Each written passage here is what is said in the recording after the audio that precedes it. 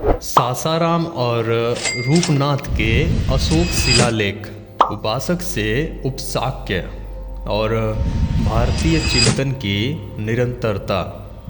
बुद्ध विहार शोध संस्थान सेवा संघ भारत। सम्राट अशोक के शिलालेख भारतीय इतिहास के अमूल्य दस्तावेज हैं, जो हमें उनके धम्म और तत्कालीन समाज की गहराई अंतर्दृष्टि प्रदान करते हैं। सासाराम और रूपनाथ में पाए गए लघु शिलालेखों का तुलनात्मक अध्ययन एक महत्वपूर्ण भाषाई और दार्शनिक सूत्र उजागर करता है। आइए अब जानते हैं कि उपासक शब्द का उपशाक्य से क्या संबंध है। यह सूक्ष्म भाषाई भिन्नता केवल एक शाब्दिक परिवर्तन नहीं, बल्कि भारतीय चिंतन परंपरा में उपासना और शाक्य दर्शन के अंतर संबंध को रेखांकित करता है, जिसकी गूंज हमें आज भी भारतीय संविधान की प्रस्तावना में सुनाई देती है। उपासक बनाम शक यानी शाक्य, एक भाषाई खोज। सासाराम के शिलालेख में जहां अशोक स्वयं को उपासक के रूप में वर्णित करते हैं, वहीं रूपनाथ के शिलालेख में इसी स्थान पर शक यानी शाक्य शब्द का प्रयोग मिलता है। यह विसंगत विद्वानों के लिए गहन शोध का विषय रही है। शक या शाक्य शब्द स्पष्ट रूप से बुद्ध के कुल शाक्यगढ़ से जुड़ा है। ऐसे में उपासक शब्द का उपशाक्य से व्युत्पन्न होना एक तार्किक निष्कर्ष प्रस्तुत करता है। इसका अर्थ यह हो सकता है कि अशोक स्वयं को शाक्य वंश या बुद्ध के अनुयायी के करीब मानते थे, न कि केवल एक सामान्य उपासक। यदि उपासक का मूल्य उपशाक्य है, तो यह हमें बुद्ध के समकालीन समाज और बाद के काल में बौद्ध धर्म के प्रभाव को समझने में मदद करता है। अशोक, जो धम्म के प्रबल प्रचारक थे, संभवतः स्वयं को सीधे तौर पर बौद्ध दर्शन से जोड़ना चाहते थे। उपशाक्य होना केवल शाब्दिक निकटता नहीं, बल्कि वैचारिक और आध्यात्मिक निकटता का प्रतीक है।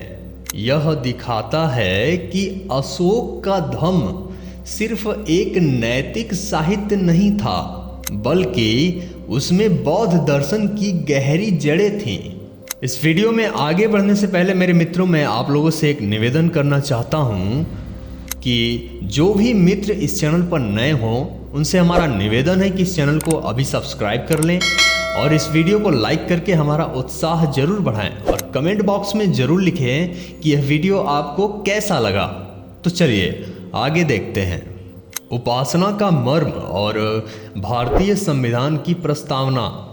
यह भाषाई अंतर्दृष्टि हमें भारतीय संविधान की प्रस्तावना में प्रयुक्त उपासना शब्द के महत्व को समझने में भी सहायता करती है। जहां अक्सर पूजा शब्द का प्रयोग धार्मिक कृत्यों के लिए होता है, वहीं संविधान में उपासना शब्द का चुनाव अत्यंत विचार पूर्वक किया जाता है। उपासना शब्द का अर्थ केवल कर्मकांडी पूजा से कहीं अधिक गहरा है। यह ईश्वर या किसी उच्च सत्ता के प्रति समर्पण, ध्यान और आंतरिक साधना को इंगित करता है। यदि उपासक शब्द उपशाक्य से आया है, तो यह उपासना की उस बौद्धिक और दार्शनिक परंपरा से जुड़ता है जहां कर्मकांडों के बजाय ज्ञान, ध्यान और आत्म अनुसार पर बल दिया जाता है। बुद्ध का मार्ग भी उपासना का ही मार्ग था, जहां व्यक्ति अपने आंतरिक स्वरूप को शुद्ध कर सत्य को प्राप्त करने का प्रयास करता है।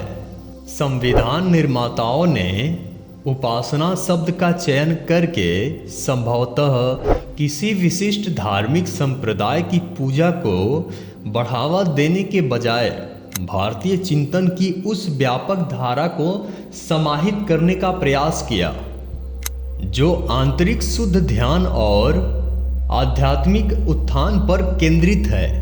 यह भारतीय समाज के बहुलतावादी प्रतीक और सभी धर्मों के प्रति समान आदर की भावना को भी दर्शाता है। क्रांतिकारी निहितार्थ। यह तुलनात्मक अध्ययन कई क्रांतिकारी निष्कर्षों की ओर इशारा करता है। बौद्ध धर्म का गहरा प्रभाव। अशोक के शिलालेख दर्शाते हैं कि बौद्ध धर्म का प्रभाव केवल धार्मिक क्षेत्र तक सीमित नहीं था, बल्कि यह राजसत्ता और व्यक्तिगत पहचान को भी आकार दे रहा था। उपशाक्य के रूप में अशोक की पहचान उनके धम्म के बौद्ध आकार को पुष्ट करती है। उपासना की व्यापकता। उपासना शब्द का उपशाक्य से संबंध यह दर्शाता है कि भारतीय संदर्भ में उपासना केवल किसी एक धर्म की परिधि में बंधा हुआ नहीं है, बल्कि यह एक व्यापक आध्यात्मिक प्रक्रिया है जिसमें आंतरिक साधना और नैतिक आचरण महत्वपूर्ण हैं। संविधान की दार्शनिक गहराई। संविधान की प्रस्तावना में उपासना शब्द का प्रयोग कोई आकस्मिक चुनाव नहीं था।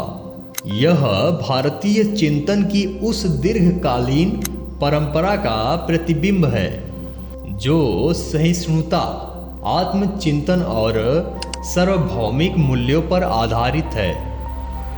यह हमें याद दिलाता है कि हमारा संविधान केवल एक कानूनी दस्तावेज नहीं, बल्कि एक दार्शनिक घोषणा पत्र भी है।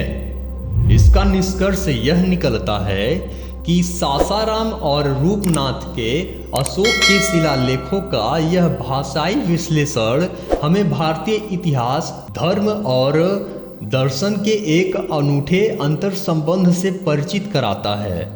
उपासक से उपशाक्य तक की यात्रा हमें न केवल सम्राट अशोक के धम्म की जड़ों को समझने में मदद करती है, बल्कि यह भी स्पष्ट करती है कि भारतीय संविधान में उपासना जैसे शब्दों का चुनाव कितनी गहरी दार्शनिक समझ और सांस्कृतिक विरासत पर आधारित है। यह हमें यह भी सोचने पर मजबूर करता है कि कैसे प्राचीन भारतीय विचारक आज भी हमारे आधुनिक राष्ट्र के मूल सिद्धांतों को आकार दे रहे हैं। मेरे मित्रों, आप लोगों से यह निवेदन है कि इस वीडियो को शेयर कर दीजिए। इस वीडियो को फेसबुक पर, इंस्टाग्राम पर, व्हाट्सएप पर, जहां भी आप इस वीडियो का लिंक कॉपी करके शेयर कर सकें शेयर कर दीजिए, या फिर आप जैसे भी शेयर कर पाएँ इस वीडियो को शेयर जरूर करिए। और जो भी मित्र इस वीडियो में अंत तक बने हुए हैं, यह वीडियो अभी तक देख रहे हैं, आप सबको बहुत बहुत मंगल कामनाएं। मिलते हैं आपसे अगले वीडियो में। नमो बुद्धाय।